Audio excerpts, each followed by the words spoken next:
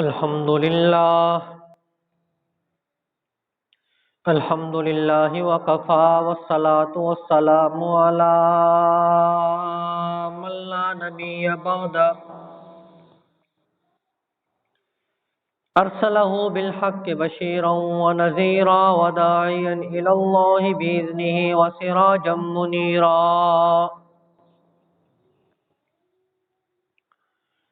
اما بعد فاعوذ باللہ من الشیطان الرجیم بسم اللہ الرحمن الرحیم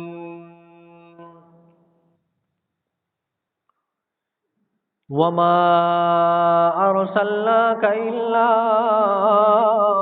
رحمتا للعالمین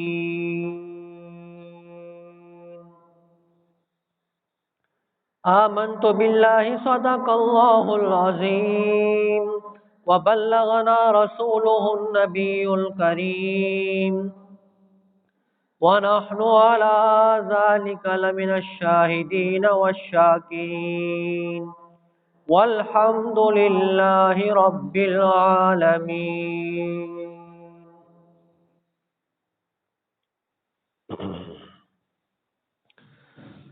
قابل صد احترام و تکریم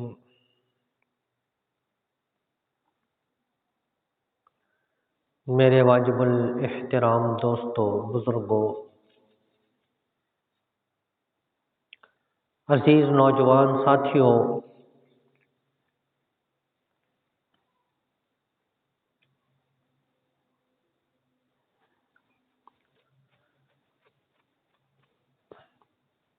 اللہ رب العزت کا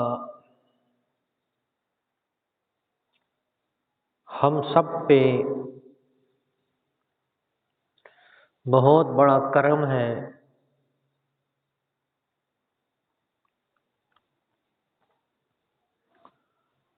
اور اس کی عنایت ہے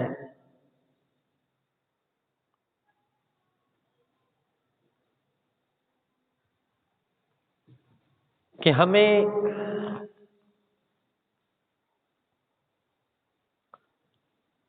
آپ صلی اللہ علیہ وسلم کی امت میں پیدا کیا،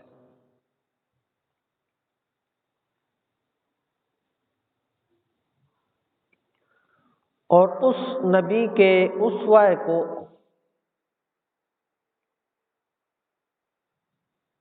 اللہ نے محفوظ کرا دیا،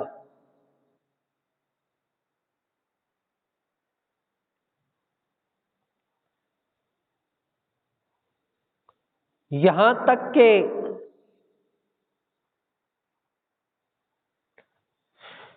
آپ کا اٹھنا، بیٹھنا، چلنا پھرنا، گفتگو کا انداز، غصے میں ہوتے تو کس انداز میں ہوتے، خوشی میں ہوتے کس انداز میں ہوتے، چلتے کیسے تھے،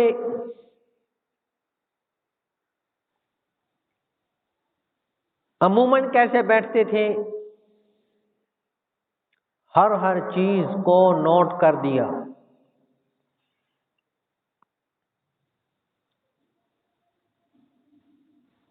ورنہ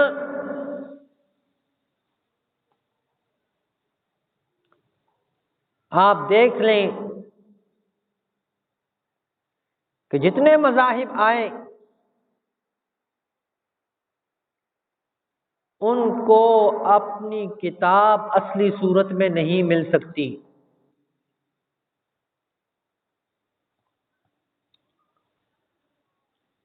جس زبان میں کتاب نازل ہوئی وہ زبان ہی ختم۔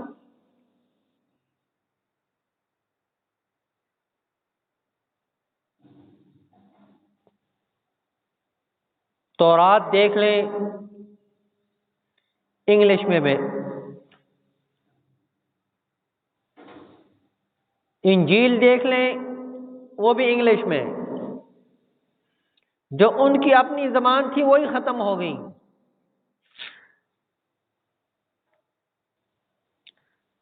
لیکن جو کتاب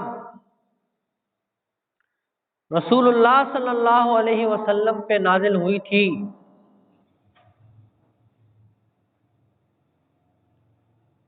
وہ قیامت تک رہے گی۔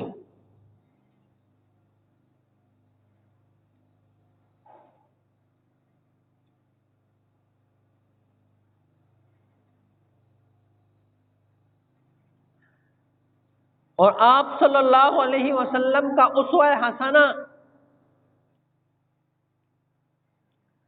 وہ بھی قیامت تک رہے گا۔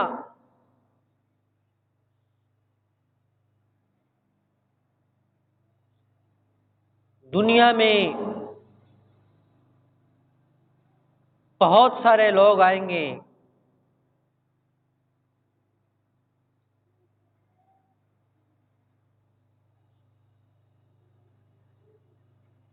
کفار ان کی پشت پناہی کریں گے، لیکن رسول اللہ صلی اللہ علیہ وسلم کی مثال قائم نہیں کر سکتے۔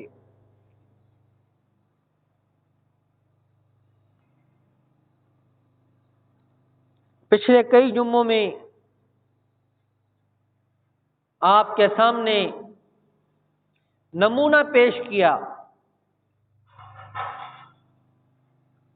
رسول اللہ صلی اللہ علیہ وسلم کی زندگی کا۔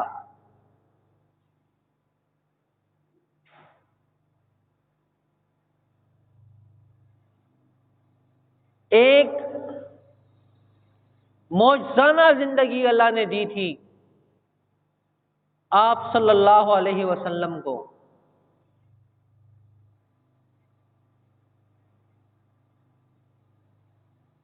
دنیا میں کوئی انسان کسی بھی نبی کا استاد نہیں ہو سکتا۔ آدم علیہ السلام سے لے کر نبی کریم صلی اللہ علیہ وسلم تک،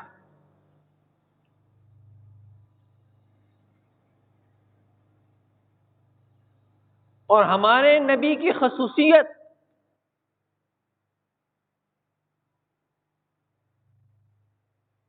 کہ وہ ان پڑھ تھے، لکھنا پڑھنا نہیں جانتے تھے،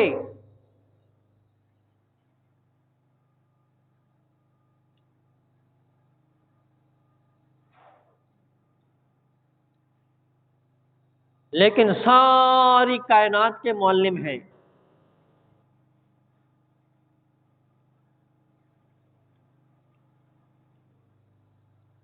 مدینہ منورہ میں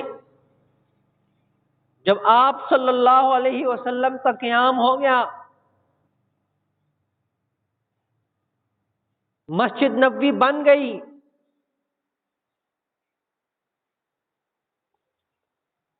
تو اب صحابہ اکرام رضوان اللہ علیہم اجمعین کی دوسری علاقوں سے جماعتیں آنا شروع ہو گئیں۔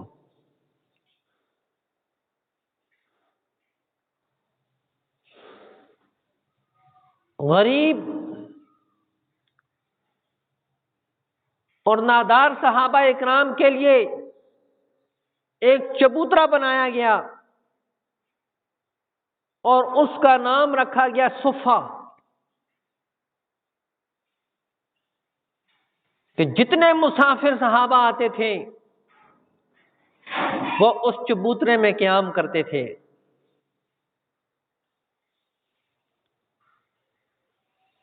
کچھ تو ایسے صحابہ تھے کہ جو اس چبوترے میں پڑ ہی گئے کہ ہم جو زبان اطہر سے بات نکلے اس کو یاد کر لیں۔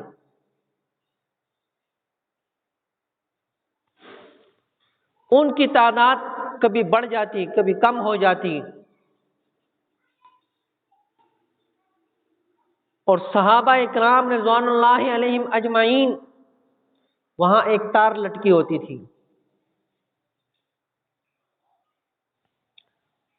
کوئی کھجوروں کا خوشہ لا کے وہاں لٹکا دیتا، کوئی چیز لٹکا دیتا تاکہ یہ مسافر اس کو استعمال کر سکے۔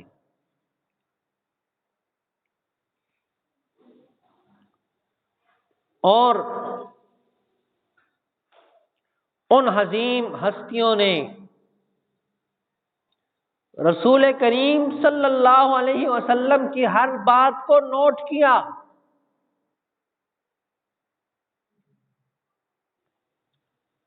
جن میں سب سے بڑا نام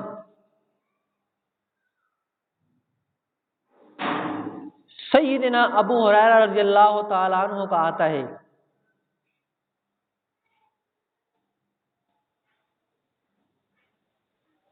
احادیث کا بہت بڑا ذخیرہ وہ سیدنا ابو ہریرہ رضی اللہ تعالی عنہ سے منقول ہے۔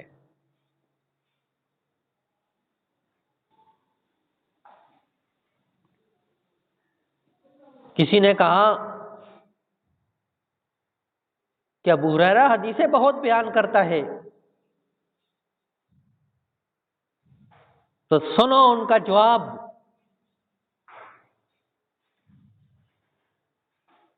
وہ فرمانے لگے کہ تم لوگ اپنی کھیتی باڑی میں مصروف رہتے تھے، دنیاوی کاموں میں مصروف رہتے تھے، دنیاوی دندوں میں مصروف رہتے تھے، اور میں نے سب کچھ چھوڑ کر آپ صلی اللہ علیہ وسلم کے در پہ پڑا رہتا، اس لیے مجھے سب سے زیادہ حدیثیں یاد ہیں۔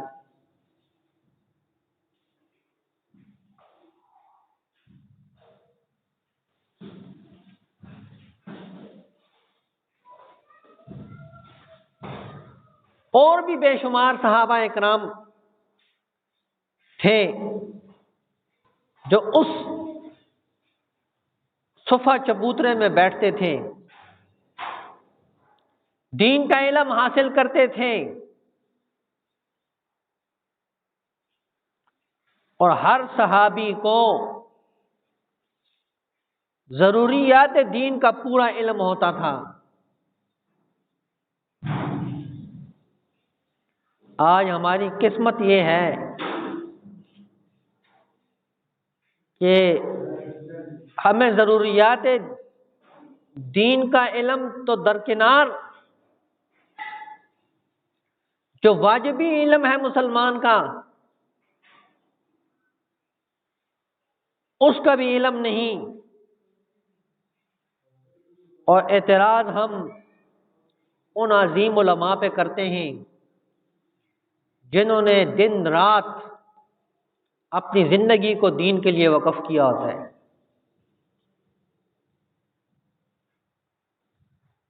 صحابہ اکرام رضوان اللہ علیہم اجمعین آپس میں جب ملاقات کرتے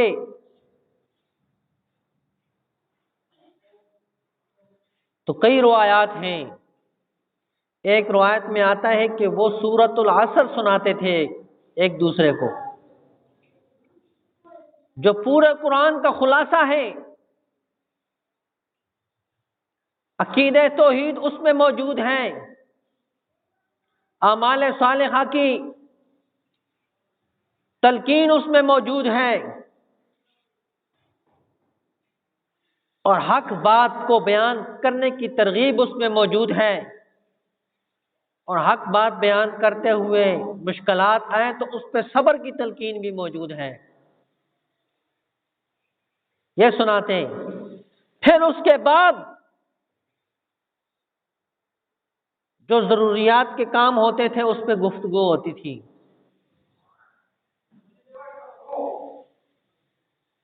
اور آج الٹ ہو گیا ہے۔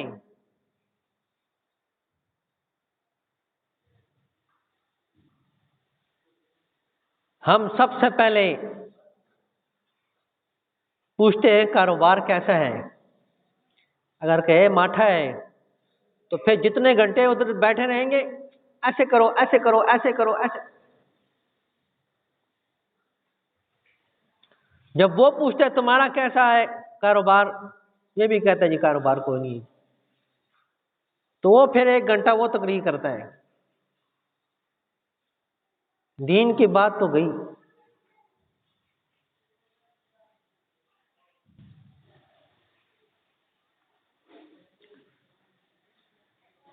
تو وہاں جتنے بھی صحابہ اکرام تھے، 1,44,000 صحابہ اکرام کم و بیش تھے، لیکن ہر صحابی کو جو علم تھا اس پہ اتنا یقین تھا کہ زمین اپنی جگہ سے حرکت کر سکتی ہے، لیکن ان کا یقین اپنی جگہ سے نہیں حرکت کر سکتا۔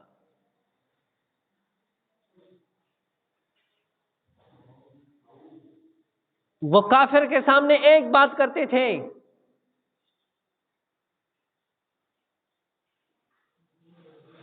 کیا کہتے ہیں؟ ہماری طرح بن جاؤ۔ وہ کہتے ہیں ہم نہیں بنتے، کلمہ نہیں پڑھتے، تو کہتے ہیں ہماری تابعداری کرو، ہم تمہیں امان دیں گے، اور اگر ہماری تابعداری نہیں کرتے تو پھر جہاد کے لیے تیار ہو جاؤ، جنگ کے لیے تیار ہو جاؤ۔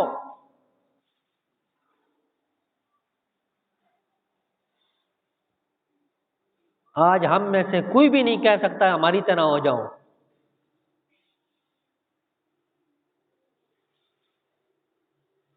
نقشہ ہی بدلا ہوا ہے۔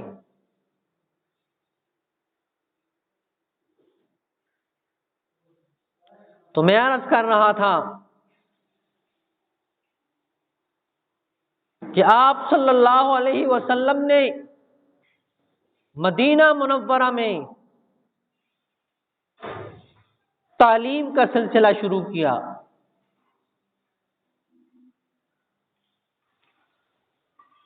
اور آپ صلی اللہ علیہ وسلم نے، حدیث میں آتا ہے، ایک قوم کے بارے میں کہا کہ یہ لوگ کیوں نہیں اپنے بھائیوں کی مدد کرتے؟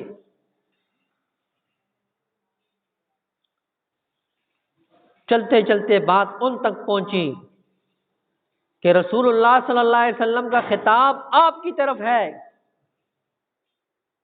وہ آئے، انہوں نے پوچھا ہمیں کیا کرنا چاہیے؟ انہوں نے بتایا کہ تم لکھنا پڑھنا جانتے ہو، جن کو لکھنا پڑھنا نہیں آتا ان کو لکھنا پڑھنا سکھاؤ۔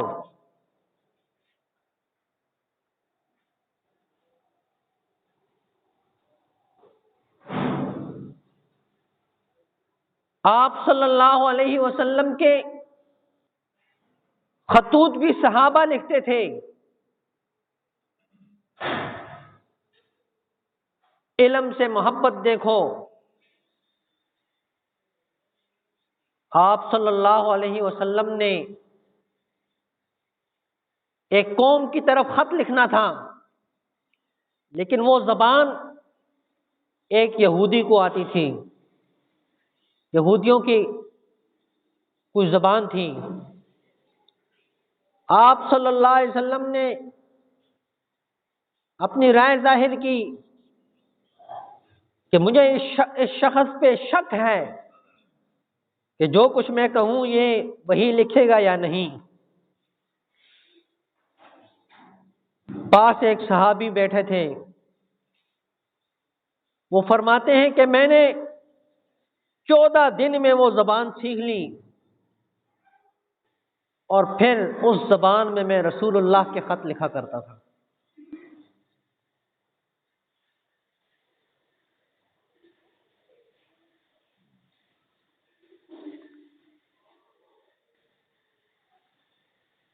تو سیدنا ابو ہریرہ رضی اللہ تعالیٰ عنہ اس صفہ میں جو چبوترا بنایا گیا تھا اس میں رہتے تھے، اور کبھی کبھی ایسی حالت ہو جاتی کہ بے ہوش ہو جاتے۔ لوگ سمجھتے ہیں ان کو مرگی ہو گئی، اور مرگی کا علاج اس وقت یہ تھا کہ اس کی گردن پہ پاؤں رکھ کے دباتے تھے وہ ٹھیک ہو جاتا. تو لوگ دیکھتے اور ان کی گردن کو دباتے کہ یہ مرگی ختم ہو جائے. وہ کہتے ہیں اللہ کی قسم مرگی نہیں تھی، بھوک کی شدت کی وجہ سے میں بے ہوش ہو جاتا تھا.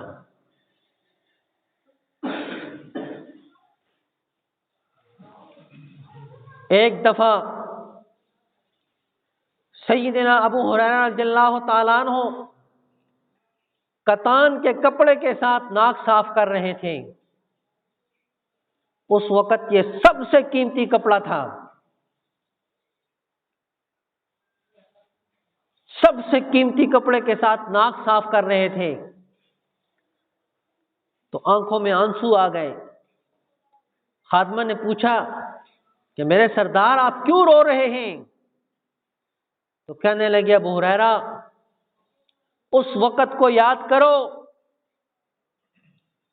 جس وقت بھوک کی وجہ سے تیری یہ حالت تھی، تو مسجد میں پڑا ہوتا تھا،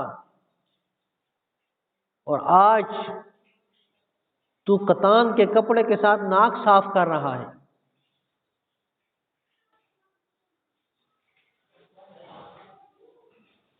تو اللہ نے ان کو دنیا میں نواز کے دکھایا کہ جنہوں نے دین کے لیے اپنا تن من دن سب قربان کر دیا،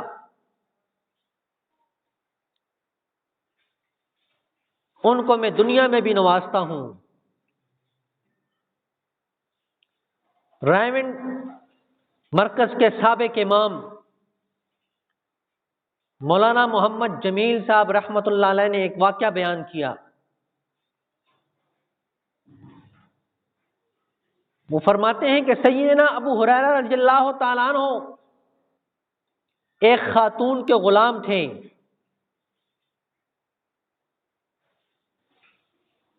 تو یہ کہا کرتے تھے، یہ خاتون ان کو کہا کرتی تھی کہ چلتے ہوئے گھوڑے پہ سوار ہونا ہے اور وقت پہ یہ کام کرنا ہے. تو کہتے ہیں اللہ کی شان، ایک جنگ میں وہ خاتون گرفتار ہو گئی اور اس کو غلام بنا دیا میرا. اب وہ بوڑھی ہو گئی.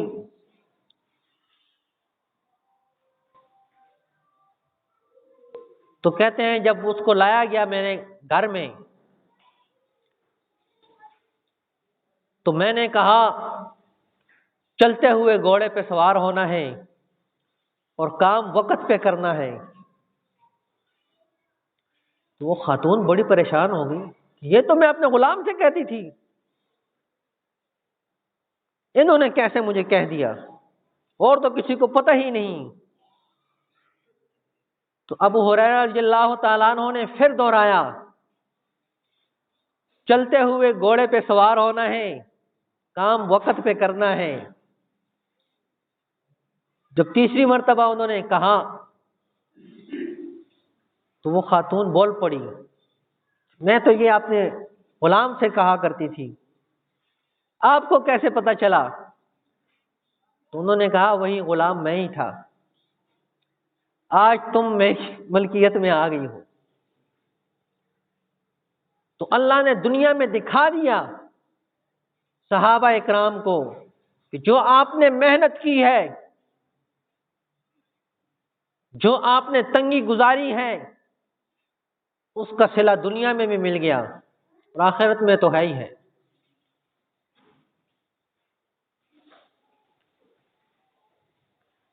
تو ان صحابہ اکرام رضوان اللہ علیہم اجمعین نے جس طرح آپ صلی اللہ علیہ وسلم کے علم کی حفاظت کی ہے، ایسے ہی رسول اللہ صلی اللہ علیہ وسلم کی ذات پہ بھی آنچ نہیں آنے دی.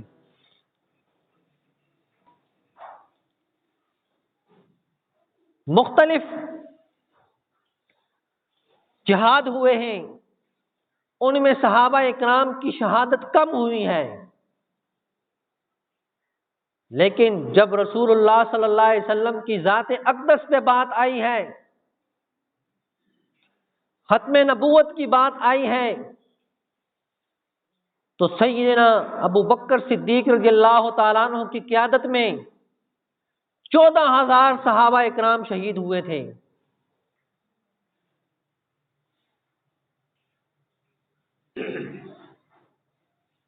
آج جو بھی اٹھتا ہے وہ ختم نبوت کے ہی مسئلے کو اٹھاتا ہے۔ کبھی کہتے ہیں کہ یہ غلط فیصلہ ہوا ہے اور تم چاچے لگتے ہو۔ مسئلہ یہ ہے کہ ہمارا طبقہ جو مسلمانوں کا ہے ان کو ضروریات دین کا علم نہیں، تو اس وجہ سے یہ باتیں ہمارے سامنے آتی ہیں۔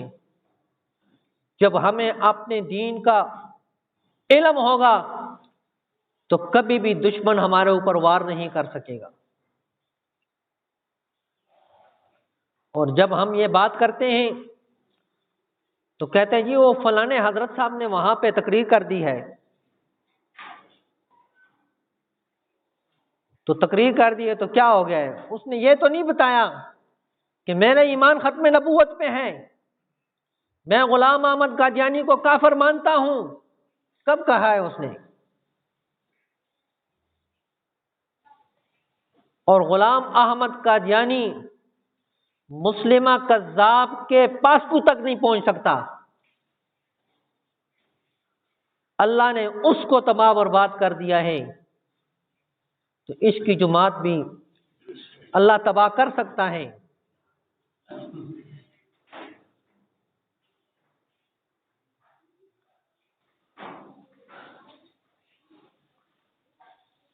تمام علماء اکرام نے جس بھی مکتب فکر کے ساتھ اس کا تعلق ہو، انہوں نے ختم نبوت کے محاذ پہ اپنا کام کر کے دکھایا ہے،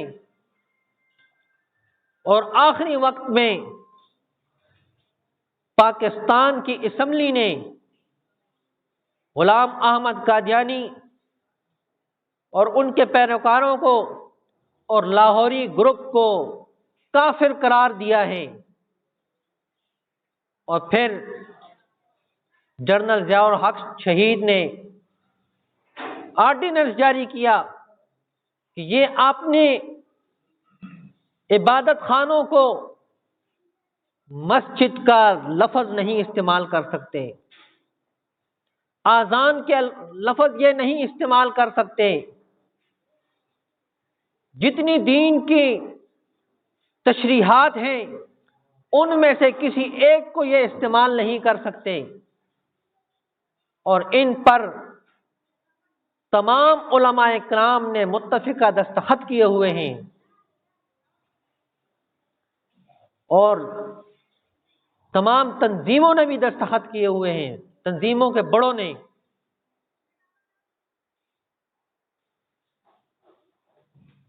تو ان کو دوبارہ آپ جو ہے مسلط کریں گے تو حالات تو خراب ہوں گے۔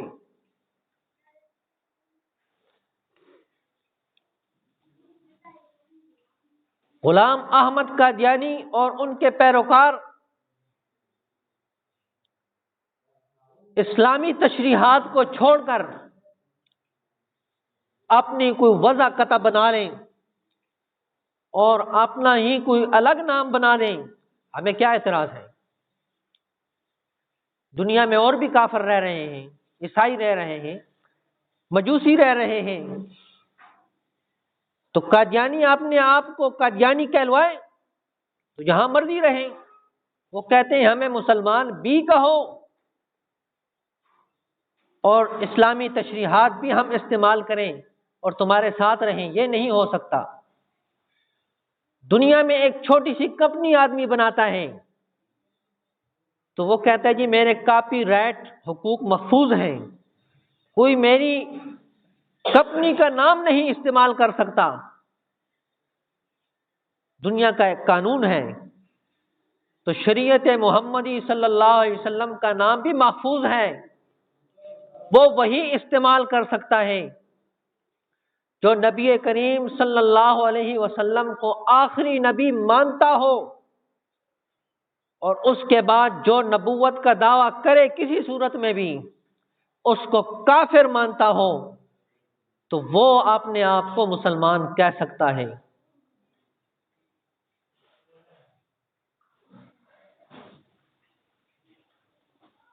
اپنے آپ کو اقلیت شمار تو کریں۔ کہتے ہیں یہ اقلیتوں کو بھی حقوق ہیں، وہ تو اپنے آپ کو اقلیت مانتے ہی نہیں، تو آپ ان کو کیسے حقوق دے رہے ہیں؟ تو میرے واجب الاحترام دوستوں بزرگوں، ان چیزوں سے ہمیں آگاہ رہنا چاہیے کہ کیا ہو رہا ہے، ورنہ ایک وقت ایسا آئے گا کہ ہمارے گھر میں فتنہ ہوگا اور ہمیں پتہ نہیں ہوگا۔ جب تک ہمارا تعلق دینداروں کے ساتھ نہیں ہوگا تو ہم جو ہے اپنے آپ کو بچا نہیں سکتے۔ اور یہ الفاظ بھی انہی قادیانیوں کے ہیں کہ جی مولوی کا کیا کام ہے سیاست میں؟ مولوی کا کام ہے مسجد میں رہے، مصلی پہ جنازے پڑھائے، ہمیں درس و تدریس کرے، قرآن کی تعلیم دے، اس کا سیاست سے کیا کام ہے؟ تو سیاست میں علماء تھے تو وہ قادیانی کافر قرار دیا گیا،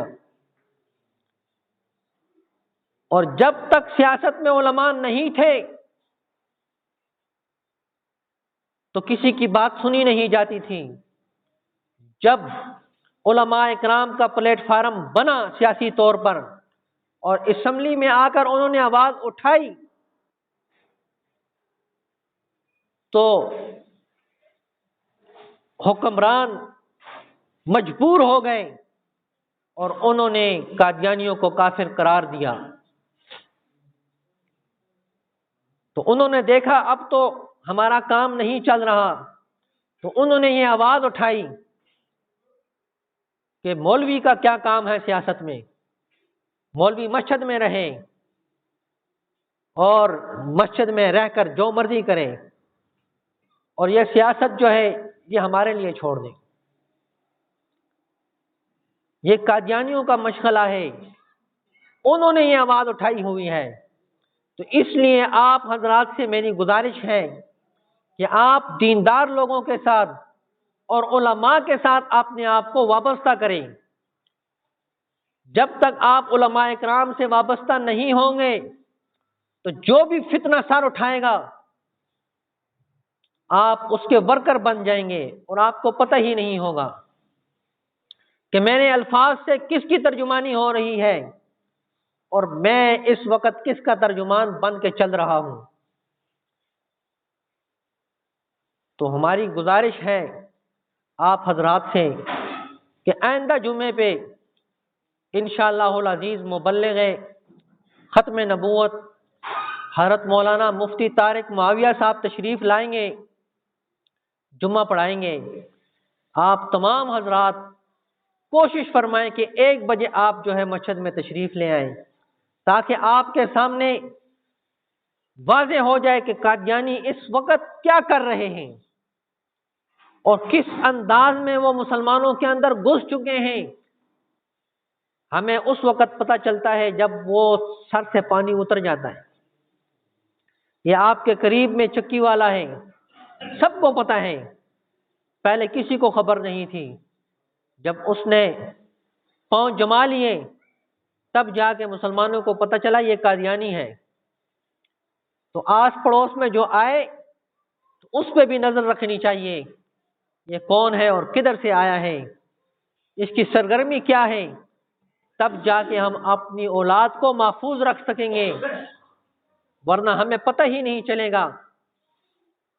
کئی لوگوں کا ذہن بدل جائیں گے۔ یہ کمیٹی چوک میں ایک بینک ہے حبیب بینک، اس کے سامنے ایک دکان ہے،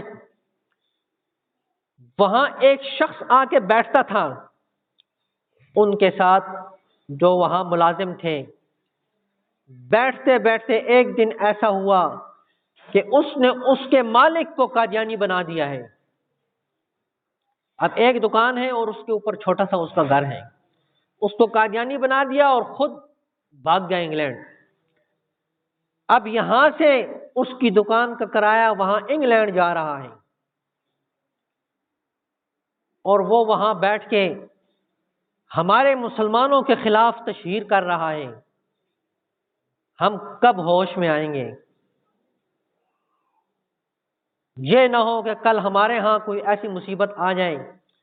تو اس لیے آپ حضرات سے گزارش ہے کہ ہم ان غیر مسلموں کا تعاقب کرنے کے لیے کس انداز سے ہم نے ان پہ وار کرنا ہے، تو اس کے لیے مبلغ اسلام، مبلغ ختم نبوت حضرت مولانا مفتی طارق معاویہ صاحب آئندہ جمعے کو آپ کی مسجد میں تشریف لائیں گے، تو آپ حضرات کوشش فرمائیں کہ 1 بجے سب کے سب ساتھی مسجد میں آ جائیں۔ کوشش کریں گے نا انشاءاللہ؟ وما علینا الا البلاغ المبین۔